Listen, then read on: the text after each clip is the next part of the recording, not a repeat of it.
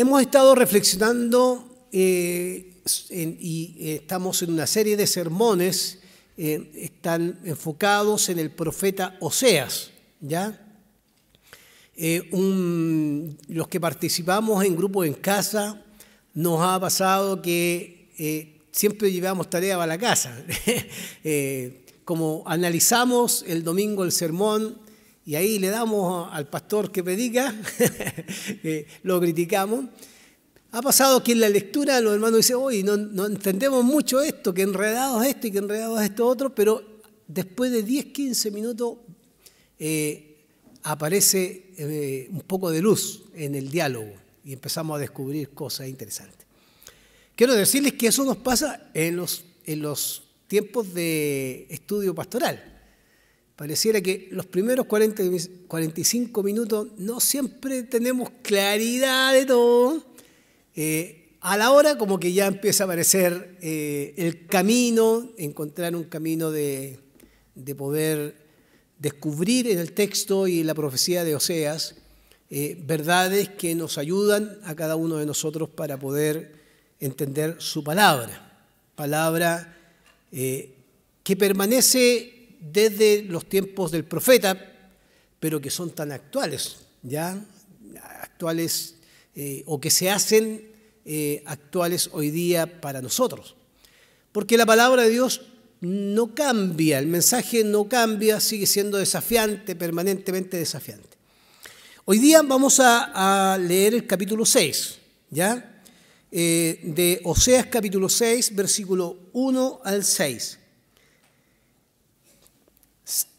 Pero para poder tener un poco de contexto, vamos a retomar un versículo antes, el capítulo 5. Porque si usted toma Oseas de internet y le quita todos los versículos y le quita todos los capítulos, le saca los números para poder leerlo como una historia, es interesante que las pausas de capítulo a veces cortan ciertos relatos, narraciones.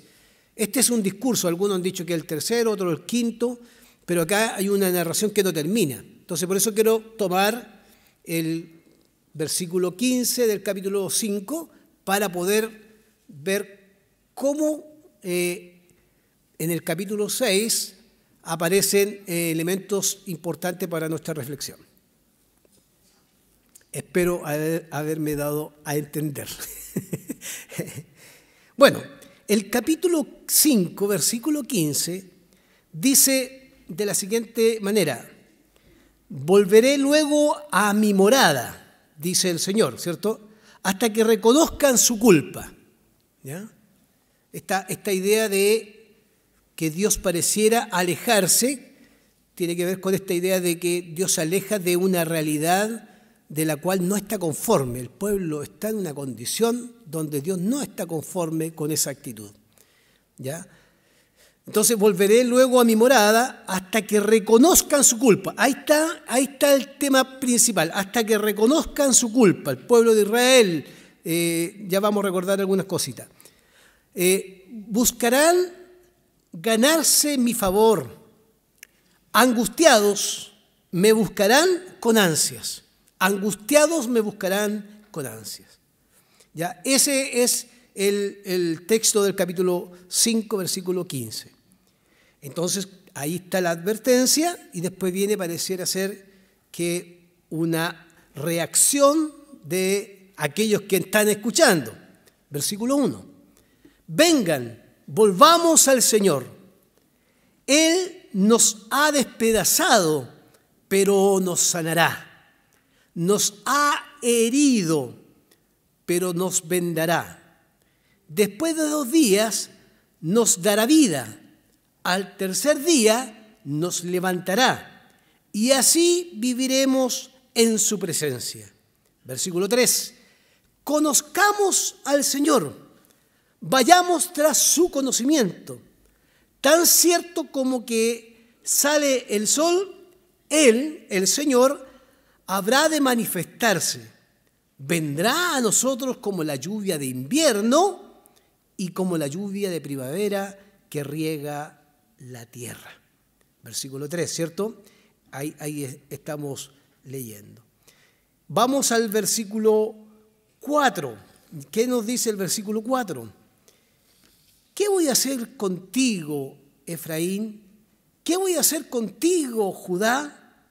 El amor de ustedes es como una nube matutina, como rocío que temprano se evapora. Como rocío que temprano se evapora. Por eso los hice pedazo por medio de los profetas. Los herí con las palabras de mi boca. Esta idea de herir, de profundizar la palabra de Dios en la vida de los hombres, es tan fuerte en la condición que están que el profeta dice, los herí con la palabra de mi boca, la palabra de Dios. Mi sentencia los fulminará como un relámpago. Versículo 6. Lo que pido de ustedes es amor, dice la NBI, la Reina Valera dice misericordia quiero, y no sacrificios, conocimiento de Dios y no holocaustos.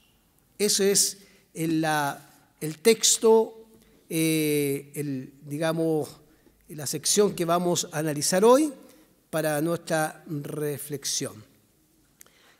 Cuando uno recuerda la predicación del anterior, y especialmente nosotros deberíamos siempre echarle una miradita previa en la semana a la anterior para que no perder el hilo conductor de lo que vamos comunicando acá cada domingo.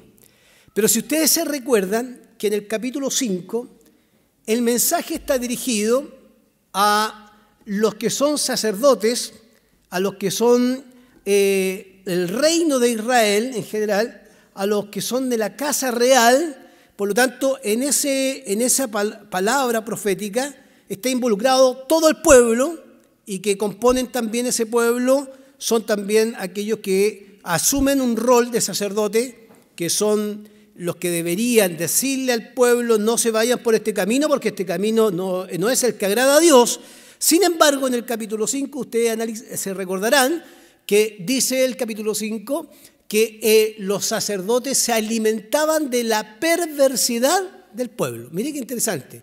O sea, los sacerdotes, lejos de ponerle un freno al pueblo y decirle, no, momento, no es el camino porque esto ofende a Dios, ellos se alimentaban de eso y se aprovechaban. A tal punto que convirtieron lugares como Mizpá en una trampa, otro lugar en una red y otro lugar en una fosa. ¿Por qué los convirtieron en algo malo? Porque eran lugares donde tenían que ir a encontrar misericordia, donde tenían que ir a buscar esperanza, donde tenían que encontrar respuesta a sus necesidades, pero encontraban todo lo contrario a lo que ellos necesitaban. Pero ¿por qué encontraban eso? Ya lo habíamos visto en los capítulos anteriores, en el capítulo 4, lo encontraban lo contrario porque el pueblo había perecido, porque le faltó, ¿se acuerdan? ¿Qué le faltó? Conocimiento. Cuando falta el conocimiento de Dios, evidentemente lo que puede resultar de ese conocimiento de Dios, el conocer a Dios, los frutos de conocer a Dios son contrarios a la trampa, contrarios a la red, contrarios a la fosa. Y terminaba la predicación del domingo invitándonos a algo tan especial que no tenemos que olvidar hoy día y que no tenemos que dejar de pensar, que la invitación desde el profeta Isaías es: buscadme mientras pueda ser hallado. ¿Ah? Y en ese camino, buscadme mientras pueda ser hallado, o sea, me hallaréis, me alejaré de ustedes mientras ustedes no reconozcan su culpa, ¿cierto? Me buscarán angustiados, ¿cierto? Es un llamado a reaccionar, es la alarma, reaccionen porque el camino al cual ustedes van es el camino equivocado, ¿ya? Van a hacer sus sacrificios en lugar equivocado, están adorando a Baal, están buscando respuesta en el rey de Asiria, están buscando respuesta en su rey, en sus dioses de palo, y usted le dice al rey de palo, a sus dioses de palo, dame esto, y su dios de palo, con la ironía de un profeta, le responde sí, él les dará una respuesta. Finalmente un dios de palo no puede responder porque no tiene vida, pero como es una ironía, El profeta dice, ustedes esperan de un palo o de un Dios que han creado como desde la madera una respuesta. Y por eso el versículo 15 termina así y entramos al capítulo 6. Entonces, permítanme decirles, para aquellos que les gusta anotar a veces los puntos, solamente decir que tengo 3 puntos y una conclusión. Uno tiene que ver primero con la sentencia, que esa sentencia de Dios que amerita una respuesta. Me alejaré, pero esperaré que ustedes reconozcan su culpa, o sea, que se arrepientan. Entonces, una sentencia que amerita una respuesta del ser humano, en este caso de Israel. La segunda tiene que ver con la respuesta de los sacerdotes y del pueblo a esa sentencia. Y lo tercero, la respuesta de Dios. Ahí están los 3 puntos de hoy, con los cuales vamos a trabajar. Pero antes, quiero que me coloquen la imagen que traje para ustedes. Quizás en la pantalla no se percibe mucho y para muchos esto puede ser una roca o un mineral. Pero fíjense que es interesante esa imagen. Se dice, para los que han trabajado en mina, acá debe haber alguien que conoce el mundo de las minas, ¿cierto? De extraer el cobre. Se dice que los que van por primera vez a trabajar en minas se encuentran con un mineral que es parte del cobre, que se llama calcopirita, la calcopirita. ¿Ya? Voy a decirlo así como se dice en el mundo de la minería. Le conocen como el oro del tonto, ¿cierto? Entonces, algunos que van por primera vez se dejan engañar por el brillo, porque esto en el fondo de una mina, con una lamparita, ustedes verán que al iluminarlo brilla como oro. Entonces el que va por primera vez no le quiere decir a nadie que encontró oro. Y pesca la calcopirita y se la guarda. ¿Ya? No voy a decir quién encontró por ahí, yo conozco a algo muy cercano que lo hizo. Y se la guardó porque pensó que era oro. Y después que llegó a su ciudad para ver cuánto pesaba ese oro, alguien le dijo, esto no es oro. Parece oro, pero no es oro. Brilla como oro, pero no es oro. Entonces adivine cómo se llama mi sermón. No todo lo que brilla, tan obvio, ¿cierto? Porque uno pudiera imaginarse que es oro y engañarse a sí mismo que por el brillo es oro. Entonces se lo echa al bolsillo, se lo lleva calladito y no es oro. Entonces lo superficial, el brillo superficial, nos puede cautivar a tal punto que uno cree que es oro y que voy a ser rico. Y algunos se creían ricos. Por eso le pusieron ese nombre, ¿ya? El oro del tonto. Así le pusieron el nombre los mineros. Pero después, fuera de la mina, los mineros ya de años esperaban a los novatos, ¿ya? Y se reían de ellos, claro, porque la apariencia engaña. También podría haberse llamado así mi sermón. La calcopirita brilla como oro, pero no es oro. No siempre lo que brilla es oro, no siempre. Lo superficial podría engañarnos al ojo humano. Entonces, vamos teniendo en cuenta esta ilustración, vamos a la sentencia. La sentencia de Dios amerita una respuesta. Volveré luego a mi morada significa yo los esperaré en el momento que ustedes reconozcan su culpa. Cuando ustedes reconozcan su culpa, evidentemente Dios estará dispuesto para el pueblo. Me buscarán, se ganarán mi favor. Angustiados me buscarán con ansias.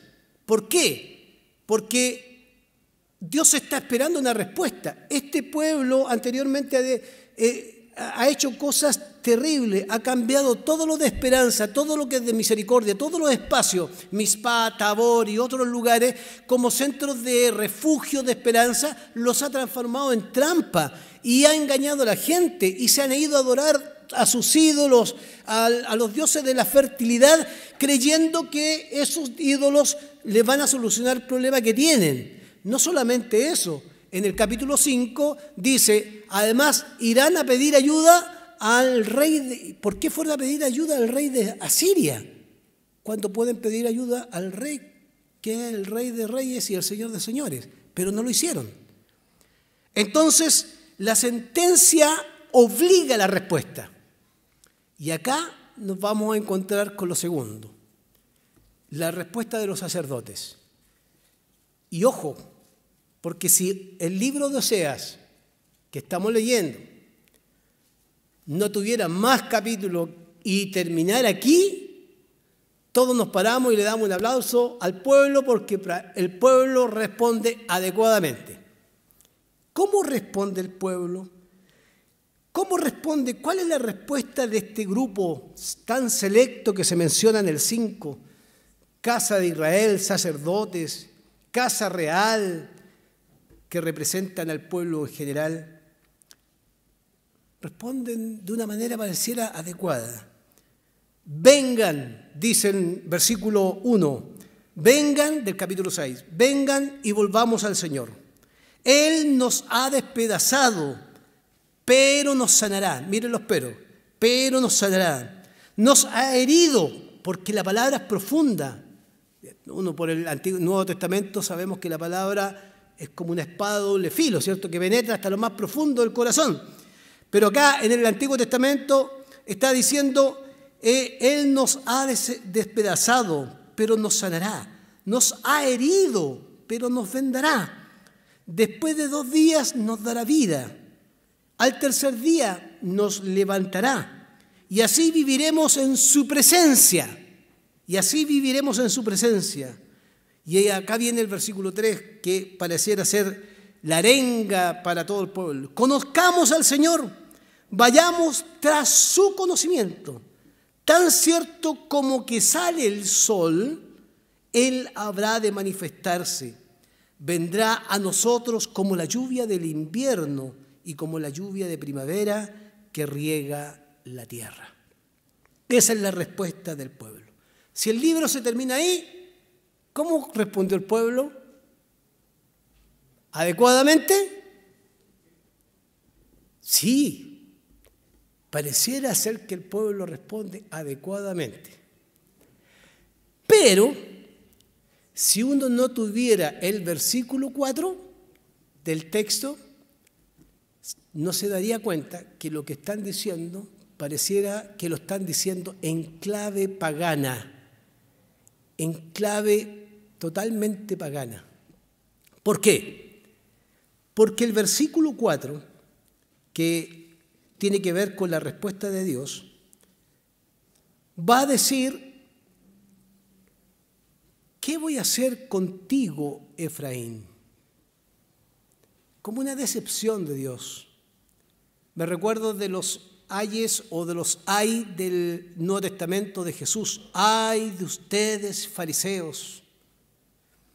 ¿Qué voy a hacer contigo, Efraín? ¿Qué voy a hacer contigo, Judá? Pareciera que lo que están diciendo vengan, volvamos al Señor. Él nos ha despedazado, pero nos sanará. Él nos ha herido, pero nos vendará. Él nos dará vida, Él nos levantará, viviremos en su presencia, conozcamos al Señor, vayamos tras su conocimiento. Parecieran palabras tan profundas que convencerían a cualquier ser humano de que aquí se produjo un gran avivamiento en el pueblo, hablando en clave canuta, ¿cierto? Porque avivamiento lo conocemos nosotros los canutos, ¿no?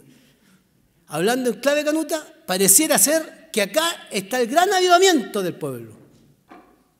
Pero se engañan las personas, pero no se engaña a Dios. O sea, la calcopirita brilló, pero por dentro no es lo que es. Dijeron y gritaron, sí, vamos a hacer esto, a la respuesta de la culpa. Pero para Dios, mire lo que es para Dios. Versículo 4. ¿Qué haré contigo, Efraín? ¿Qué haré contigo, Judá? El amor de ustedes, lo anterior, lo que han expresado anteriormente, es como una nube matutina, como el rocío que temprano se evapora. O sea, no tiene consistencia. Lo que han dicho no tiene ninguna consistencia. Se ha quedado en el ámbito de lo superficial. Se ha quedado en el ámbito de aquello que a veces nos tratamos a veces de evitar, pero que todo ser humano cae en la trampa, que son las apariencias, ¿cierto? Entonces se quedó en el mundo de las apariencias, demostrando algo que no es. Fíjense que desde ese punto de vista los sacerdotes afirman conocer al Señor, pero no lo conocen. Su conocimiento de Dios hasta acá, porque ya lo dijo en el capítulo 4, mi pueblo será destruido porque le faltó conocimiento, es tan deficiente que han pensado en el enojo de Dios contra ellos, que se han prostituido, que han cambiado los lugares de esperanza en trampa, red y fosa. Es tan deficiente que piensan que la molestia de Dios, el enojo de Dios es temporal.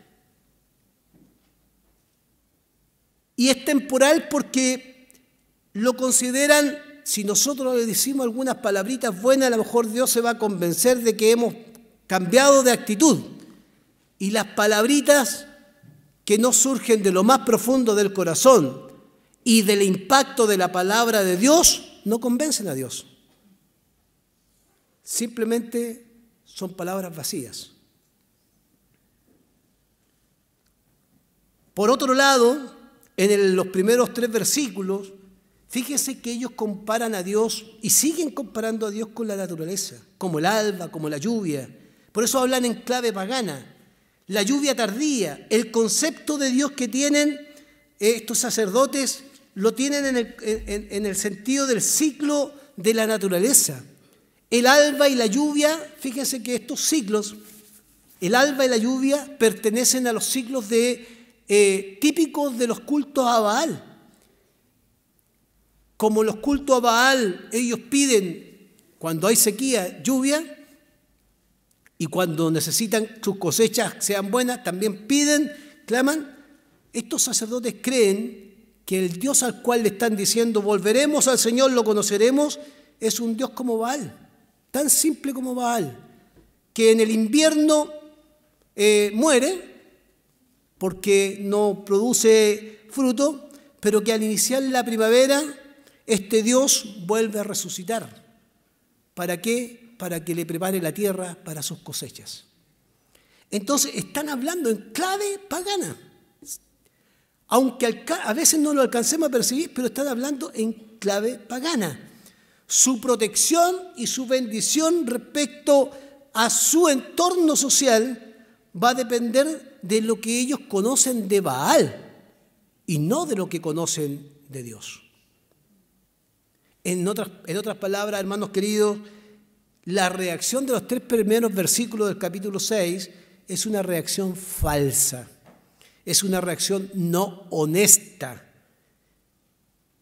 es una reacción superficial, o podríamos decir que es una reacción con muy buenas intenciones. Y no siempre las buenas intenciones conllevan acciones correctas. Entonces, voy a poner un ejemplo simple. Uno le dice a su pequeño niño, chiquitito, no meta los dedos en el enchufe. ¿Y qué va a hacer el niño una y otra vez? Querer meter los dedos en el enchufe. no tire la cortina. ¿Qué va a hacer el niño? Va a tirar la cortina, porque es niño. Porque no alcanza a entender una instrucción, no puede por captar la instrucción. Necesita experimentar cosas. Esto a veces, hermano, cuando el pueblo habla en clave pagana, tiene la misma idea. Dios le advierte constantemente, no hagan esto, y siguen caminando hacia Baal. Siguen yendo al monte a celebrar sus cultos de fertilidad, pensando que Dios es uno más de ellos, porque no conocen a Dios. Tan simple como eso. Dios conoce el corazón de estos. Y como conoce el corazón de este pueblo que ha sido un pueblo idolátrico por mucho tiempo, y fíjense que la idolatría ha sido hay dos problemas grandes en el Antiguo Testamento que describen la actitud de Israel permanentemente: la idolatría y ser duro de cerviz. ¿Saben lo que significa ser duro de cerviz? Desde el punto de vista gráfico, es que cuando uno está parado, difícilmente puede, ¿cierto?, inclinarse, humillarse, reconocer que hay un Dios. Duro de cerviz es la palabra que uno podría identificar al pueblo de Israel. No se inclina ante Dios, pero sí está pensando en esto. Entonces la pregunta que uno tiene que hacerse: ¿habrán engañado a Dios con esa respuesta? No. No han engañado a Dios con su declaración superficial de arrepentimiento. No han reconocido su culpa. Han declarado con sus labios: sí, volvámonos al Señor, Él nos sanará, dejemos que Él nos vende porque Él nuestras heridas va a vendar. Hagamos esto y hagamos esto otro. Conozcamos al Señor, pero no está en el deseo más profundo de su corazón hacerlo. ¿Y por qué no está? Porque el amor de ustedes, dice la palabra, es como la nube matutina y como rocío que temprano se evapora. O sea, hermanos amados, si terminamos el capítulo 6 en el 3, todos nos iríamos a casa pensando que sí hubo un avivamiento. Pero cuando uno lee el 4, uno se da cuenta que para Dios esas palabras no dejan de ser palabras que brillan como oro, pero que no es oro, que no son de lo más profundo del corazón. Porque a Dios, fíjese qué interesante esto, no lo convencen sus formas rituales, lo convencen dos cosas que están marcadas en el versículo 6, que es la respuesta de Dios. Solo les pido a ustedes dos cosas. ¿Cuáles son las dos cosas? Amor o misericordia y conocimiento de Dios. Y no quiero ni siquiera holocaustos. No quiero sus sacrificios. Dos cosas: amor, misericordia y conocimiento de Dios.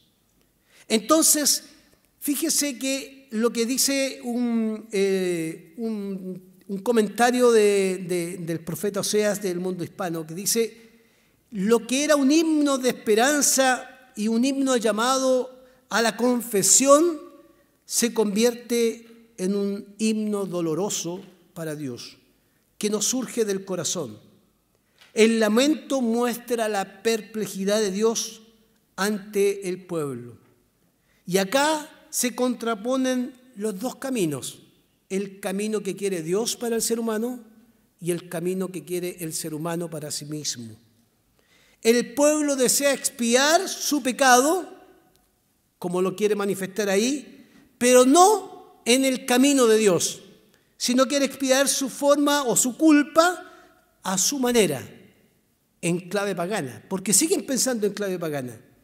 Piensan que esto solo pueden conseguirlo a través de altares o inmolando a víctimas en sus sacrificios. ¿Para qué? Simplemente para convencerse ellos mismos, porque aquí hay un tema de convencer nuestra conciencia de que lo que estamos haciendo lo estamos haciendo para demostrarle a Dios que sí, hemos vuelto a Él como Él lo desea. Sin embargo, para Dios esto es una mera,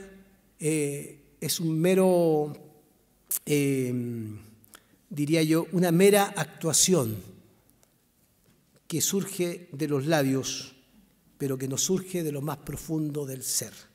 No se quiere cambiar en el interior de la vida de este pueblo, porque sus sacrificios y holocaustos son más importantes que la misericordia y el conocer al Señor.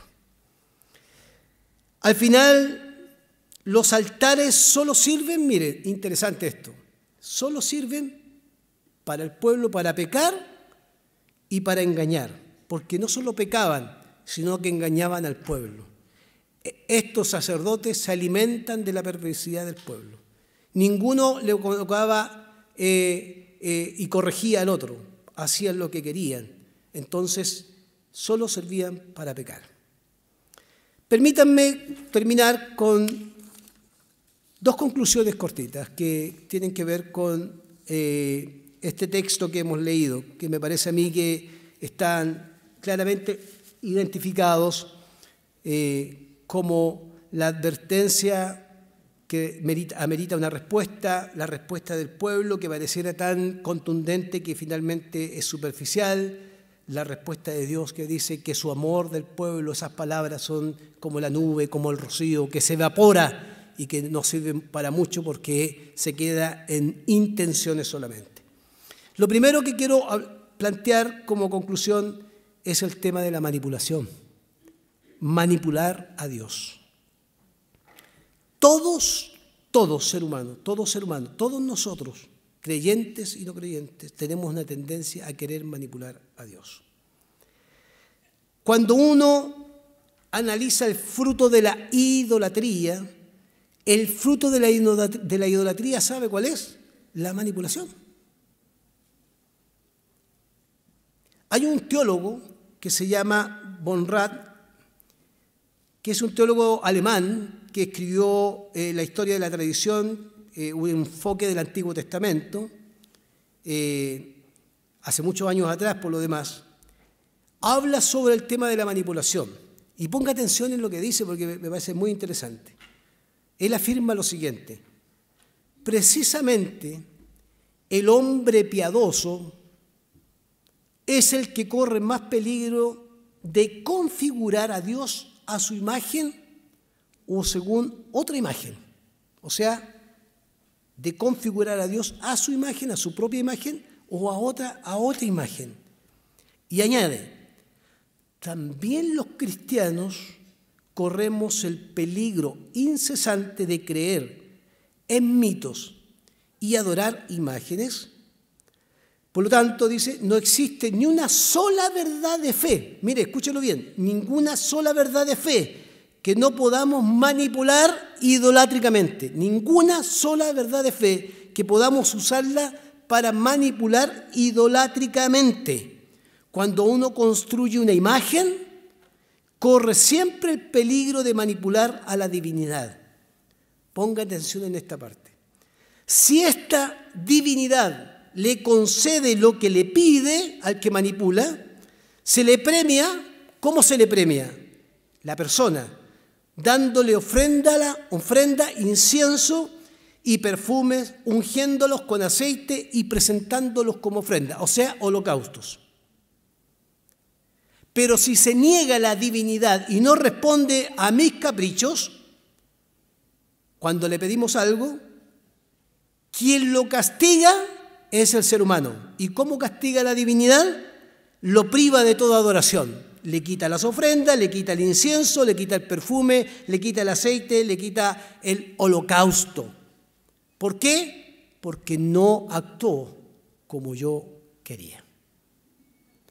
A veces existe este peligro en nosotros los cristianos, que tenemos un Dios a la carta, que actúa solo cuando yo lo pido, pero cuando Él nos pide algo a nosotros no siempre estamos disponibles.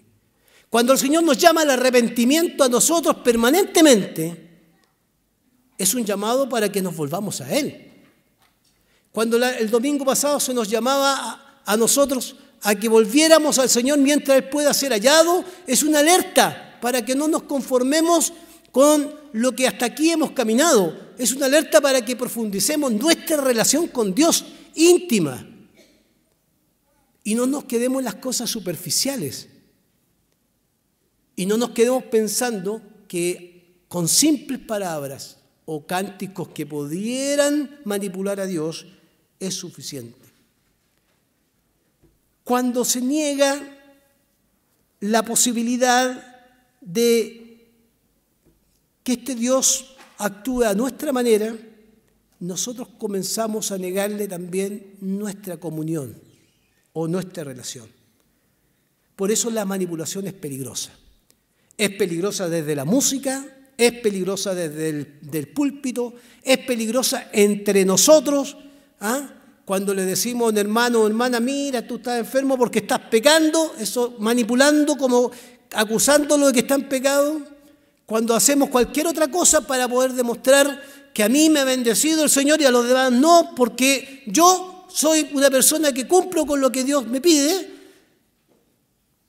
o simplemente a veces usamos a Dios para poder hacerlo a nuestra altura y a nuestra estatura. ¿Cómo lo hacían los israelitas con el Dios de Israel, convirtiéndolo en un Dios que se ajuste a Baal? Por lo tanto, la manipulación es peligrosa. Y aquí es un llamado para todos nosotros. Una vez escuché a Javier Ortega, al pastor Javier Ortega, decir de acá una ilustración que me gustó y me parece bueno mencionarla. Dios no es una máquina de café a la cual le podamos colocar una moneda y decirle qué café nos puede dar. Dios es mucho más que eso. Los israelitas creen que es una máquina de café, que en invierno está muerto, pero que resucita en primavera para darle una buena cosecha. Cuando manipulamos, probablemente no solo manipulamos a nuestros hermanos de la iglesia, sino que manipulamos también a los que no son de la iglesia. Entonces, como primera conclusión, cuidado, hermanos, con la manipulación. Porque cuando le decimos a Dios, Señor, volvemos a ti. Si todos partimos el año, el 31 de diciembre, todos partimos orando y diciéndole al Señor, este año, Señor, va a ser el año en que yo me consagro a ti y te sirvo. Díganme que no. Del 1 de enero para adelante todos decimos, este año va a ser distinto. Y en el camino, las palabras comienzan a caerse. Porque a veces nuestras palabras no representan lo que hay en el corazón. Y esas palabras no son las que convencen a Dios. Lo segundo tiene que ver con una pregunta. ¿Qué espera entonces el Señor de nosotros? ¿Qué espera el Señor de nosotros? ¿Qué espera el Señor de cada cristiano? Primero, el Señor espera dos cosas que son distintas a lo que históricamente hemos entendido.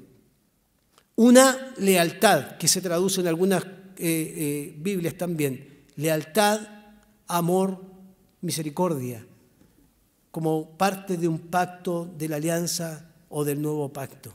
Que seamos fieles a Dios, no superficiales, fieles a Dios, a su justicia, a su obra, a su misericordia. Ser misericordiosos permanentemente, amar, aunque nos cueste amar, permanentemente somos llamados a amar a Dios primero, como el gran mandamiento, amar a Dios con todo nuestro corazón, pero amar al prójimo. Mire lo que espera Dios, amar, misericordia. Y lo segundo que espera de nosotros, tan simple, conocerle a Él. Que no perezcamos por falta de conocimiento. ¿Cuántas cosas nosotros hacemos, personalmente hacemos, porque nos falta conocer al Dios que se ha revelado y que en la Escritura ha sido constantemente, se muestra su carácter? Como el pueblo que ha recibido de la mano de Dios la revelación por medio de Moisés, para que se conduzca adecuadamente, ha caminado toda su vida siguiendo lo que no es Dios. Y nosotros podríamos pasar toda la vida caminando en el Evangelio siguiendo lo que no es Dios. Si el pastor se va a la mitad de la iglesia. Si el apóstol no dice una bendición, o dice una bendición que me acomoda a mí, yo sigo al apóstol. No, porque el apóstol me respondió. O el arcángel. Coloquen los nombres que ustedes quieran. Pero no es Dios. Vamos a buscar ayuda en el rey de Asiria. No en el Dios, el rey de reyes. Vamos a buscar ayuda en el rey Mamón. ¿Cuál es el rey Mamón? El Dios de él, dinero. Y nos vamos a buscar ayuda en el rey que tiene respuestas para nosotros. Si usted quiere reafirmar lo que estoy diciendo y si quiere darle contexto a lo que estoy diciendo, le voy a leer otro profeta. Amós capítulo 5, versículo 21. Mire lo que dice: yo aborrezco sus fiestas religiosas, las aborrezco, lo está diciendo Dios. No me agradan sus cultos solemnes, aunque me traigan holocaustos y ofrendas de cereales, no los aceptaré, ni prestaré atención a los sacrificios de comunión con novillos cebados. Versículo 23, alejen de mí o aleja de mí el bullicio de sus canciones. Me están aburriendo, me cansan, cállense. Y usted dirá, no tenemos que venir más al culto a cantar. No se trata de eso. Se trata de lo que el profeta Isaías y después Jesús dice: este pueblo de labios me honra, este pueblo superficial. Este pueblo se ha quedado en la superficie y no ha profundizado. ¿Quién soy yo? Sus raíces están ahí. Viene un viento y se los lleva. Viene un problema y los saca del Evangelio. No han profundizado sus raíces. Pero cantan bonito. O oran bonito. Recitan hasta la Biblia de memoria. Citan los textos bíblicos de memoria, como los fariseos. Pero su corazón, ¿dónde está? ¿Dónde está su corazón? Lejos. Lo superficial molesta a Dios. Lo superficial. Por eso, hermanos queridos, el cántico nuestro, y en lo posible en nuestras prédicas, y en lo posible en nuestras labores ministeriales, nuestros grupos de oración, nuestros grupos en casa, nuestros grupos de mujeres, nuestros ministerios, no pueden caer en la superficialidad, no pueden caer en aquello que simplemente hablar de un Dios superficial, sino que tenemos que llegar a conocer a Dios a tal punto que debemos saber permanentemente qué camino seguir para agradar a Dios. No siempre quizás cumpliremos lo que Dios nos pide, pero al menos podemos escuchar estos llamados de los profetas para ir hacia donde Dios quiere que vayamos. No quiero cánticos, quiero amor, misericordia. Y que me conozcan a mí.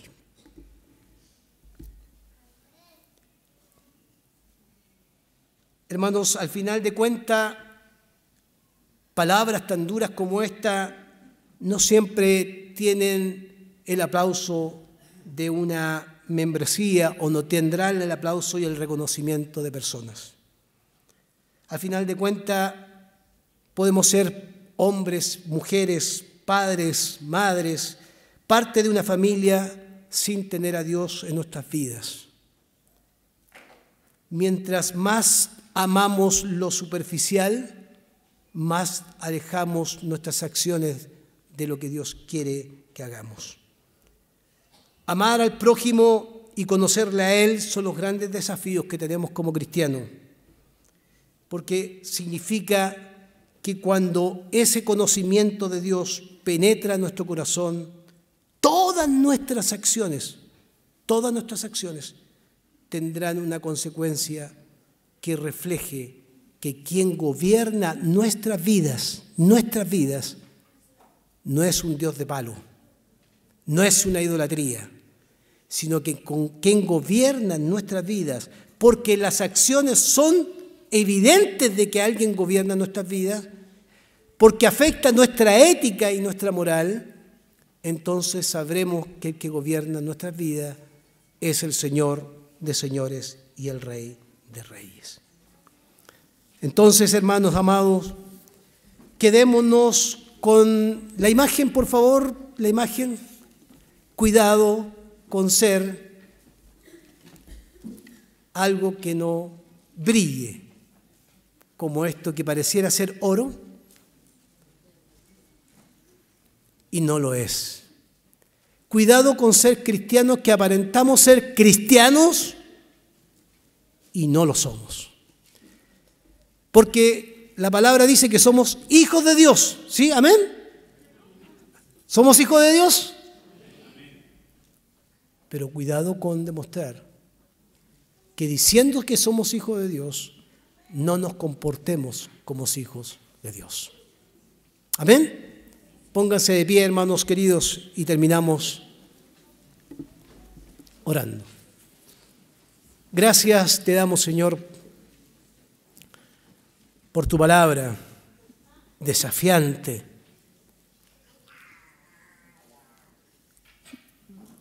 A veces podemos disfrutar vivir en la superficie o en lo superficial.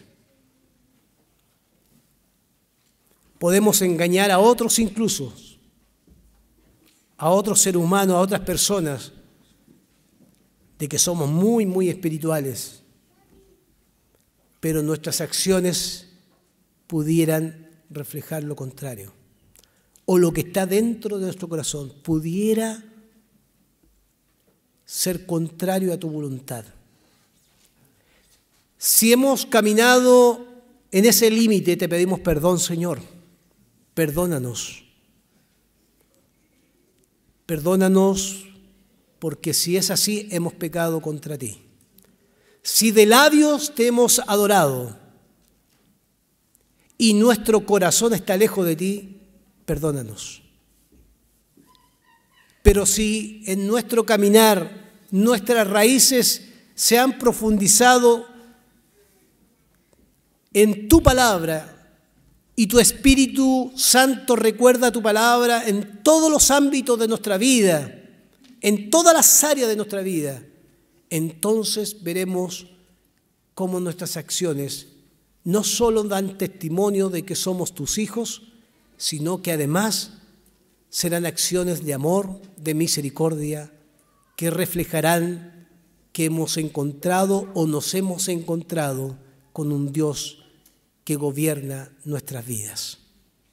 En eso te pedimos ayuda, porque somos imperfectos y necesitamos tu ayuda permanentemente. Gracias, Señor, por tu palabra. Oramos en el nombre de Jesucristo para que esa palabra la podamos recordar durante esta semana. En el nombre de Jesús, Señor, te lo pedimos. Amén.